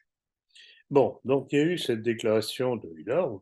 Je ne suis pas contre cette décision d'ailleurs, il mettait les pieds dans le plat, mais était-ce bien utile de les mettre lors de l'université d'été de Civitas? On pouvait tout de même se douter qu'il y aurait des retombées. Et ça n'a pas manqué. Et ce qu'il y a de curieux, ce que j'ai dénoncé dans notre dernier entretien et puis dans la politique et ailleurs, pourquoi est-ce que seul Civitas subit les conséquences de la déclaration de Pierre Hillard et pas l'auteur? Alors, il y a deux personnes, je ne vais pas dire les noms, je ne vais pas les embarrasser. Donc, il y en a un qui est très connu dans nos milieux. Ils m'ont dit, mais si, lui aussi est pris en ligne de mire, etc. Je leur dis, ah bon, d'accord, mais ben, donnez-moi le lien. J'attends toujours. Et je n'ai rien vu sur Internet, et pourtant j'ai cherché, je n'ai pas vu sur Internet qu'à la suite de sa déclaration, tout ce qu'il y a de plus antisémite, d'ailleurs, pour un juif, c'est curieux quand même, s'il est juif, je n'ai absolument rien vu qu'il ait été pris en ligne de mire par M. Darmanin. Alors, je regrette beaucoup, bah, tant mieux pour lui. Et c'est tout de même curieux qu'il passe à travers la chose, alors que c'est Vitas qui paie les pots cassés. Et j'ai une petite hypothèse, est-ce que c'est le fait justement de la position de Hillard fanatiquement anti-Poutine qui fait qu'il il bénéficie d'une certaine bienveillance du pouvoir? Je pose la question comme ça en passant. Donc voilà le problème. Tant mieux pour lui, mais je trouve ça normal. Mais ce qui est intéressant quand même, c'est que il a été invité quelque temps plus tard à Chiré-Montreuil, puis la préfecture a interdit qu'il fasse une conférence là-bas, mais il pouvait quand même vendre ses livres et parler en aparté aux gens. Mais alors, il y a un autre invité, Patrick Buisson, qui lui, suite à cette déclaration, a refusé de venir. Oui, Buisson, bon, vous savez, Buisson. Encore, il y a des gens dans le milieu qui disent ah, Buisson, pour moi, c'est un tordu. Mais le problème, justement, de ce qui s'est passé à Chéré-en-Montreuil pour Hillard, là aussi, je l'ai souligné, je ne sais pas si on en avait parlé dans le dernier entretien, mais vous ne trouvez pas que c'est une forme de faire la publicité de Hillard, de lui interdire de faire une conférence, mais de lui permettre de vendre ses livres? Au contraire, ça ne peut que le booster, comme on dit. Hein? C'est même curieux, cette attitude du pouvoir.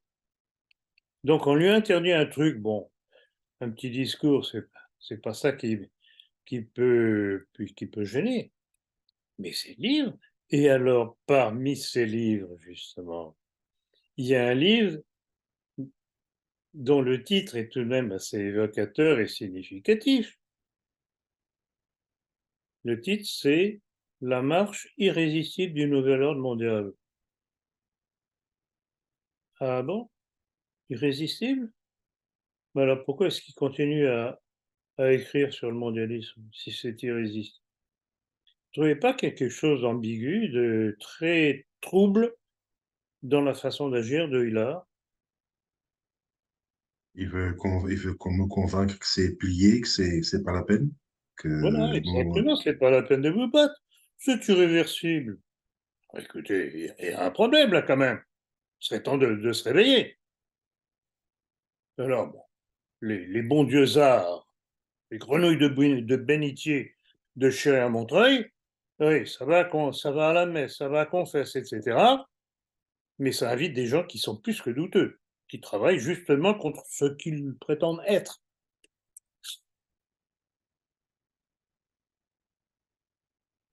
Pourquoi croyez-vous que quand j'ai décidé en 2001 de reprendre le flambeau de mon père, je me suis dit que le seul travail utile que je pouvais faire, c'était de mettre le bistouri dans les obsèques.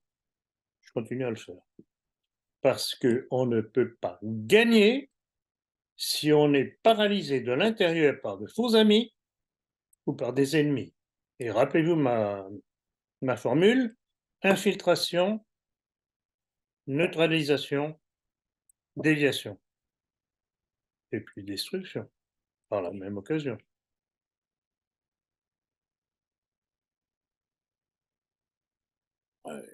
Rappelez-vous, Chevalier Montreuil, qui bien entendu s'est vautré pour vendre les bouquins de Zemmour. Alors, oui, ils ont vendu, mais rappelez-vous, dans un de nos entretiens, vous avez rappelé que c'était comment de vendre un livre, mais vendre aussi son contraire. Je crois que c'est ça. Ou, parce que chez Montreuil vendait le livre de Zemmour, mais vendait aussi le livre d'Indy. Il vendait les deux. Hmm.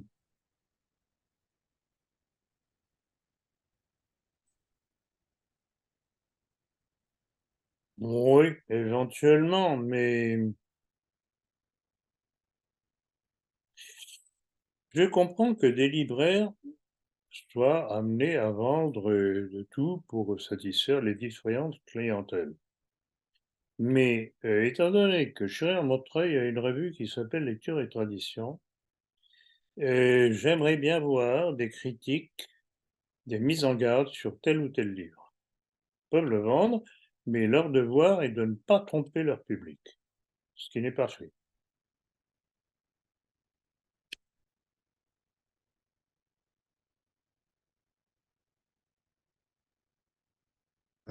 Alors, nous avons une autre question concernant Hilar. Et ce serait la dernière de la rubrique au milieu.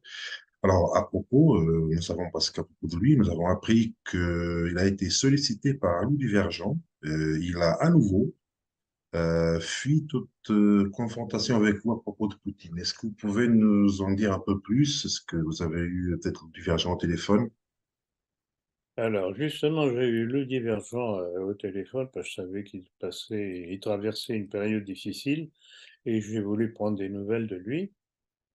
Et donc, il m'a bien confirmé ce qu'on m'avait déjà dit par ailleurs, qu'il avait sollicité Hilar lors d'un entretien avec lui, en lui disant, bah, écoutez, pourquoi vous ne voulez pas faire un entretien avec Philippe Lancard-Lassalle? Et il a toujours la même chose, la fausse excuse, c'est parce qu'il m'insulte. Et Lou Divergent lui a répondu, en direct, je ne l'ai jamais entendu vous insulter. Ah non, non, non, mais je ne veux pas, je ne veux pas, je ne veux pas. Donc la fuite est perdue. Donc merci à Lou Divergent qui a tenu promesse, puisque je lui avais demandé, sachant qu'il allait inviter Pierre Hillard, de lui poser la question à nouveau. Combien d'autres l'avaient fait avant, soit avec toujours des réponses dilatoires, soit même sans aucune réponse. Et puis j'ai appris par la même occasion que Lou Divergent faisait un pèlerinage à Saint-Jacques-de-Compostelle à pied, s'il vous plaît. Donc chapeau, parce que c'est pas donné à tout le monde. Et donc je lui fais un grand bonjour, lui souhaitant d'avoir la force physique, la résistance physique pour arriver jusqu'au bout. Je ne l'ai pas fait, mais je connais très bien Saint-Jacques-de-Compostelle, j'y suis allé à plusieurs reprises. C'est très beau, c'est majestueux, c'est vraiment très beau. Donc voilà. Et donc j'espère pas dans trop longtemps avec Louis Divergent.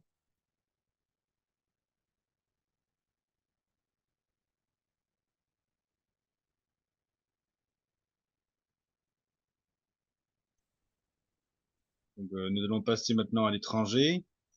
Selon le New York Times, le bombardement qui a tué 17 personnes le 6 septembre dernier dans un marché dans l'est de l'Ukraine est sans doute imputable à une erreur de l'armée ukrainienne. Qu'est-ce que vous en pensez? Eh bien, je suis toujours surpris tout de même par les Américains qui, par certains côtés, ont tout de même encore une certaine forme d'honnêteté. Cette information, là aussi, moi, quand j'avais vu l'information que les médias occidentaux se complaisaient à répandre que c'était les Russes qui avaient fait ce carnage, je m'étais dit, non, les Russes savent très bien ce qu'ils font, ils savent très bien où viser, c'est pour ça que périodiquement, ce sont des centres de recrutement, ce sont des postes de commandement, y compris avec des officiers de l'OTAN. qui sont volatilisés par leurs fusées, etc., etc., les tanks, les arrivages de munitions qui viennent de l'Est, de l'Ouest, etc., etc., les Russes savent très bien vous frapper. Ils n'ont pas besoin de massacrer des gens sur un marché. Donc, chapeau à New York Times, c'est curieux. J'enregistre avec plaisir cette honnêteté. Pas toujours le cas, mais enfin, il faut reconnaître ce que l'on doit reconnaître. Donc voilà.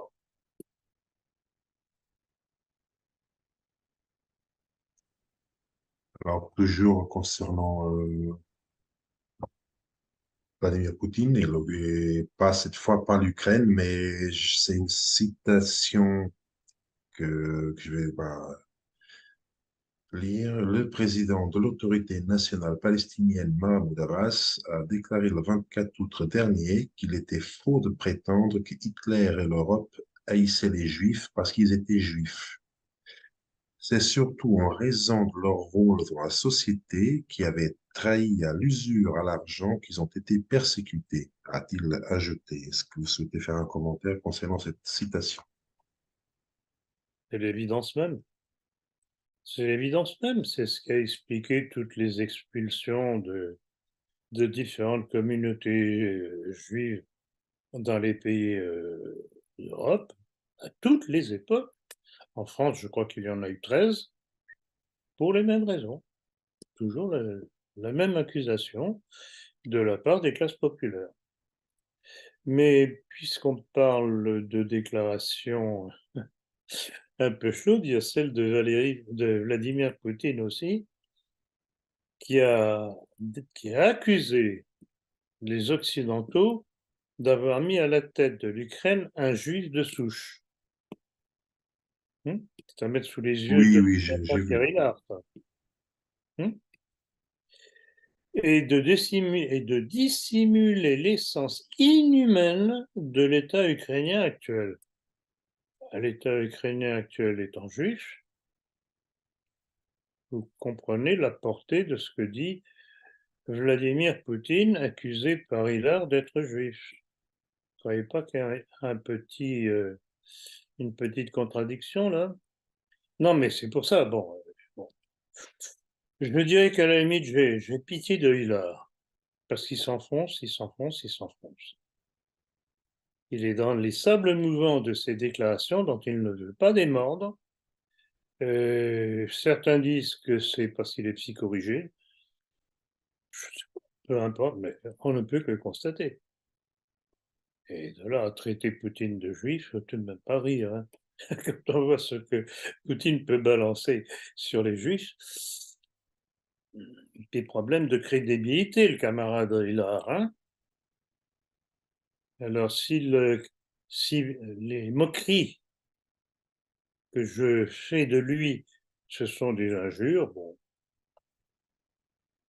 soit, chochotte.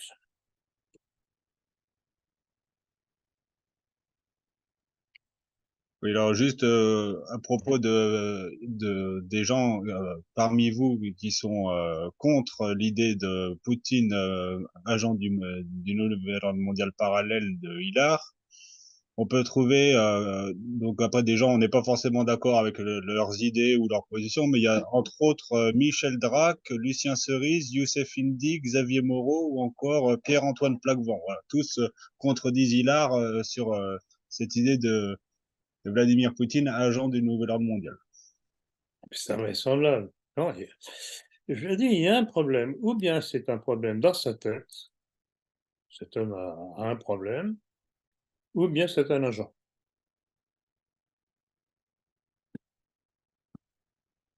On verra.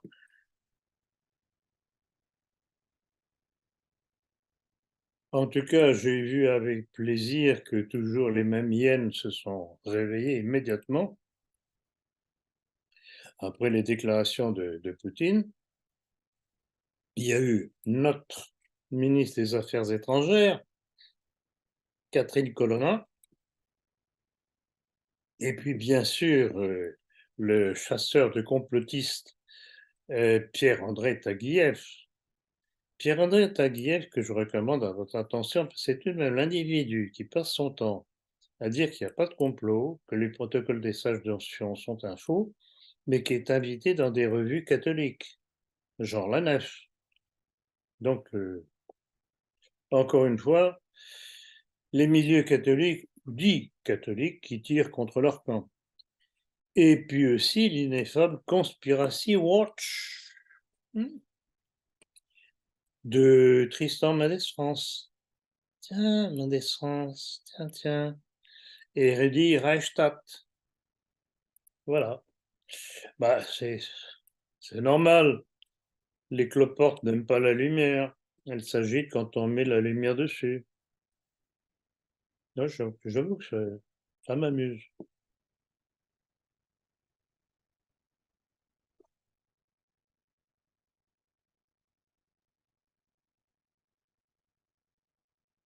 La toute dernière question.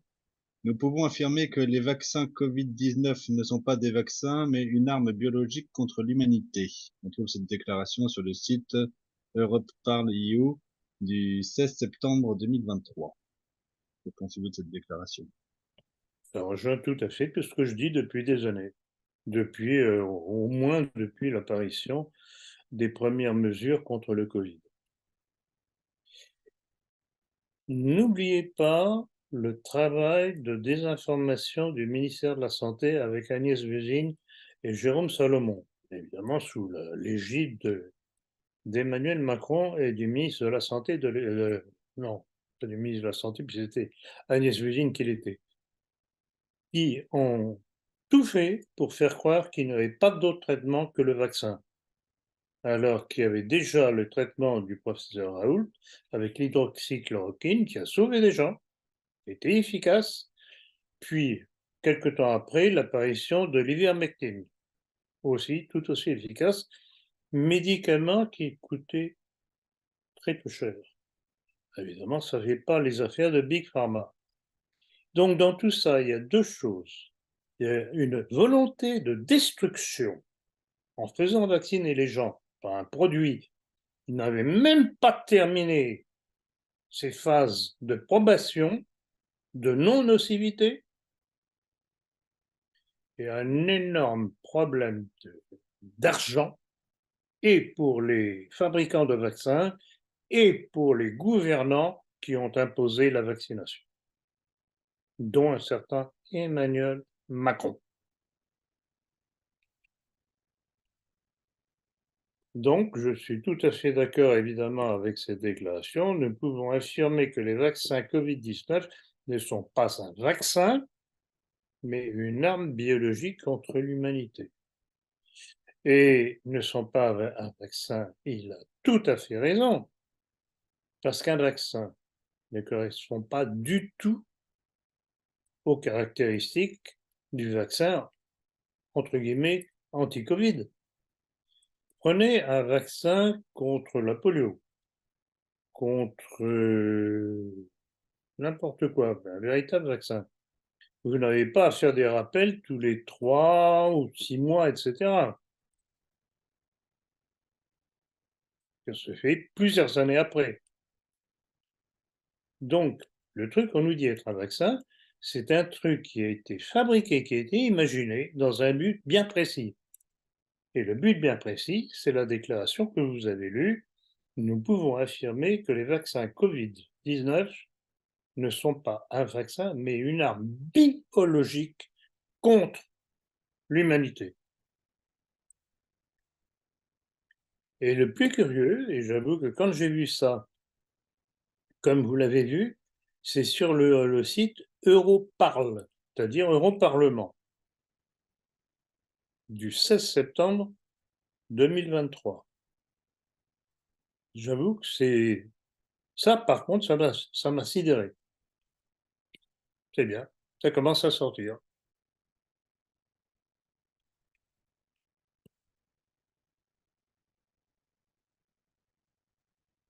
Eh bien, Philippe, je voulais, alors par contre, je voudrais rajouter un petit quelque chose parce que nos correspondants nous ont envoyé, nous ont fait parvenir par mail Quelques réactions, c'est pour en revenir à Pierre Hillard, excusez-moi.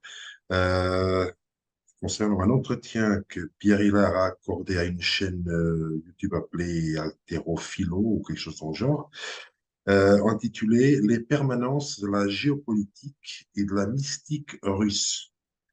Alors, il y a donc, pour dire, le propriétaire ou les propriétaires de cette chaîne ont donné la description suivante. Dans cette entrevue avec Pierre Hillard, nous abordons divers sujets, notamment la grande influence de la franc-maçonnerie, de la mystique tibétaine ou encore de la société théosophique d'Elena Blavatsky dans les permanences de la géopolitique russe. Nous abordons aussi le concept de troisième Rome et d'idéologie eurasienne promue entre autres par Alexandre Dugin. Alors, est-ce que vous pouvez faire comme une première réaction à cette description? Alors, oui, ça, j'avoue que quand ce correspondant m'a envoyé ces précisions, et puis surtout les commentaires qui ont suivi de plusieurs internautes, j'avoue que j'ai été tout de même, là encore, ça, je me suis dit, mais à quoi joue-il là? Parce que quand il nous parle de la grande influence de la franc-maçonnerie, de la mystique tibétaine, ou encore de la société théosophique d'Elena Blavatsky, d'ailleurs, dont je parle d'ailleurs longuement dans mon livre La maçonnerie, dans la permanence de la géopolitique russe, c'est comme s'il accusait encore une fois Poutine d'être lié à cela. Vous voyez ce que ça veut dire? Donc on n'en sort pas, toujours acharné, etc., etc., etc. Alors maintenant, puisque vous avez les réactions de différents internautes, ça, j'avoue, je remercie notre correspondant d'avoir trouvé ces citations, c'est démonstratif. Alors, Allez-y. j'en ai quelques-unes. Par exemple, la toute première, je suis du Québec. Selon mon observation, il faut prendre pardon, avec des pincettes et pas très au sérieux ce que dit M. Pierre Hillard au sujet de Poutine. En effet, M. Hillard n'a jamais voulu débattre honorablement avec M. Poncarasac, alors je me dis que M. Hillard n'est pas très convaincu lui-même et qu'il a des choses à cacher. De plus, il est très facile d'écrire à M. Poncarasac sur son mail personnel et il répond toujours au petit peuple, ce qui n'est pas la même chose avec M. Hillard, avec qui c'est impossible de faire parvenir le moindre commentaire, car tous ces canaux de communication sont cachés. Déjà, cela en dit beaucoup si on compare les deux hommes et leur transparence commune. Merci, jugez-en vous-même. Alors, concernant Merci, les canaux de communication, merci à cet internaute québécois. D'ailleurs, je dois signaler que j'ai beaucoup de correspondances avec les Canadiens, évidemment français. Et donc, vraiment, ben voilà, voilà. Il a compris. Il a compris, il a tout dit. Donc, il ferait bien de faire attention. Il est en train de scier la branche sur laquelle il est assis. Il peut paraître encore être un opposant sur certaines choses, mais il y a de telles contradictions sur d'autres choses qu'il y a un problème. Il y a anguille sous roche. par contre, il y a un autre commentaire qui a été relevé qui est totalement opposé. Donc je cite, Philippe Pancarasac pense, lui, que Poutine s'oppose totalement au nouvel ordre mondial et que s'il est attaqué avec son pays de la sorte, c'est qu'il est du bon côté des choses qu'on doit le suivre, qu'il représente l'opposition absolue. Or, Pierre Hillard nous révèle le contraire et je pense qu'il a raison. Je pense qu'il est contrôlé et au moindre faux pas, il peut être liquidé. Sinon, ça ferait longtemps qu'il l'aurait été. C'est hallucinant, vraiment. C'est aveuglement. Euh, L'opération en Ukraine, ce serait un faux pas. Hein. N'empêche, qu'est-ce qui est en train de l'emporter actuellement? Quand on apprend, je l'ai déjà signalé à plusieurs reprises sur base de la déclaration des responsables, que des responsables américains, que le propre chef de l'OTAN, Stoltenberg, je crois, vous déclare qu'il n'y a plus assez de munitions à donner aux Ukrainiens, vous avez tendance à vous dire que les carottes sont cuites. Je pense tout de même que la guerre va continuer encore longtemps. Je pense d'ailleurs que c'est l'intérêt de la Russie qui est en train d'épuiser l'Occident, économiquement à tout point de vue. J'ai vu une estimation, je crois que c'est un Américain qui a dit que justement la guerre allait durer longtemps et que les Russes, d'ici l'année prochaine, auraient récupéré encore d'autres provinces. Je pense que c'est le cas. Alors, si c'est ça que cette personne qui n'est pas d'accord avec moi et qui donne raison à Hila dit qu'il va arriver des petits problèmes à Poutine, ben, pour l'instant, Poutine gagne. La seule chose qui pourrait lui arriver, c'est un attentat. Et qu'on le liquide ça. Le monde occidental n'attend et n'espère que ça. Bon, donc souhaitons longue vie au président Poutine. Donc là, vraiment, comme quoi, tant mieux pour Hila, il n'est pas seul dans son délire. Rappelons ce qu'a dit le prophète Attali quand il a été trompé par quand il dit, j'ai été trompé par des Russes, qu'il a été enregistré, il dit, il faut se débarrasser de Poutine à tout prix. Donc, Exactement. visiblement, il dérange. Exactement. Ils l'ont bien piégé, ils croyaient que c'était un Ukrainien qui parlait, et c'était Poutine. Ou Ah non, vice-versa. non, Je ne me rappelle plus, mais en tout cas, la déclaration non, d'Atali, je me rappelle. Attali, il croyait parler à l'ancien président ukrainien. Et en fait, c'était les Russes qui l'ont piégé. Alors, je vais citer le dernier commentaire relevé qui a la réponse au précédent. Je cite, Poutine est contrôlé, ben voyons, j'aime beaucoup l'analyse de M. Hillard sur l'Union européenne, mais sur la Russie, il délire complètement.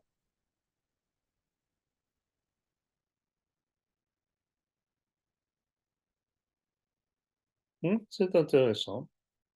C'est intéressant tout ça. Bon, c'est toujours la même chose. Les gens intelligents comprennent. Les idiots, bah, c'est le propre des idiots, ils ne comprennent pas.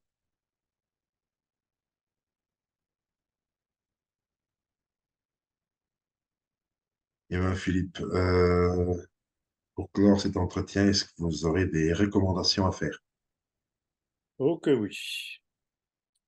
Oh que oui. Alors là, je vais tout de même, pour ne pas oublier, lire ce que j'ai voulu marquer pour ne pas les oublier. Alors, pour les commandes par virement, je répète, je répète, je répète que bien souvent, on reçoit des sommes d'argent versées par la banque sur notre compte, mais on n'a ni l'objet de la commande, semble-t-il du livre, ou bien si c'est un abonnement à la politique, et encore moins l'adresse de la personne. Qu'est-ce qu'on fait si la personne ne nous a pas prévenu préalablement de l'envoi? Donc, on est obligé d'attendre que la personne s'étonne de ne rien recevoir. De grâce, quand vous faites une commande, quand vous demandez un abonnement à la politique, prévenez-nous, vous nous envoyez un mail en disant, voilà, je suis monsieur un tel, habitant à tel endroit, je commande ça, ça et ça.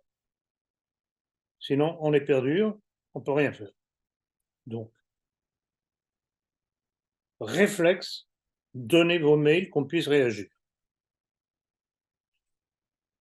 Deuxièmement, en cas de réception irrégulière de la politique, et Dieu sait s'il y en a, et justement, c'est parce qu'elles sont irrégulières que cela prouve bien que c'est de la faute de la poste, de la faute du préposé qui est chargé de distribuer le courrier. Parce que si on en croit le renvoi de la politique qui nous est fait, avec la petite étiquette n'habite pas l'adresse indiquée, ce serait tous les mois que ça ne devrait pas arriver. Or, un mois ça arrive, un autre mois ça n'arrive pas. Donc ça veut dire que le préposé n'est pas le même. Il y a celui qui fait son travail et l'autre qui dégage le courrier qu'il n'a pas envie de distribuer. Donc là encore, vous constatez un envoi irrégulier, ce n'est pas de notre faute, c'est la faute de la politique. Vous devez nous prévenir immédiatement, d'une part, qu'on puisse vous l'envoyer par Internet, en PDF, et de grâce, portez plainte à la poste. Sinon, rien ne changera. Ne soyez pas passifs. Réagissez.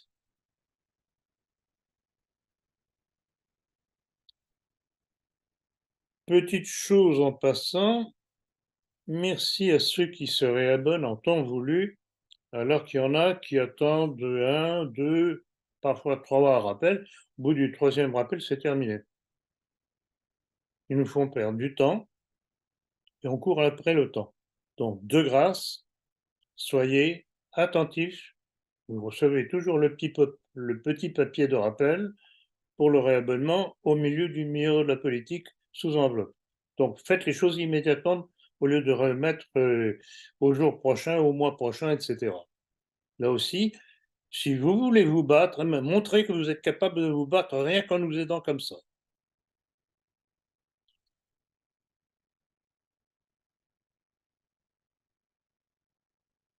Bien entendu, nous sommes toujours preneurs d'informations intéressantes, mais toujours référencées.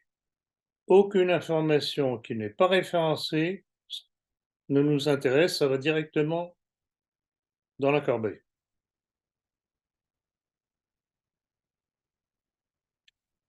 Et alors, un sujet qui me chagrine profondément. Depuis que le Covid, il y a un certain nombre de personnes, tout de même conséquents, qui venaient régulièrement à la conférence et qui, à partir des confinements, ont cessé de venir, restant dans leurs petites pantoufles en attendant de voir la conférence affichée sur Internet. Alors, je voudrais qu'ils comprennent une chose, c'est que les rentrées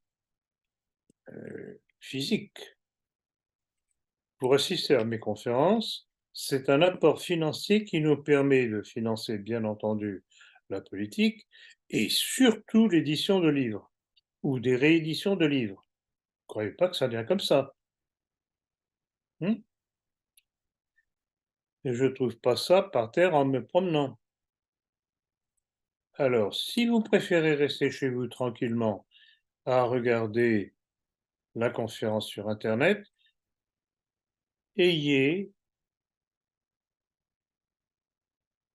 la gentillesse d'envoyer la somme de votre présence à laquelle vous n'êtes pas, pour que justement on puisse continuer à alimenter notre caisse pour ce que j'ai dit, édition de livres, etc. Et puis les déplacements. Tout ça, ça ne vient pas tout seul. Donc là encore, si vous prétendez vous battre, c'est en nous aidant, pas simplement en profitant de ce que nous faisons. J'espère que j'ai été assez clair.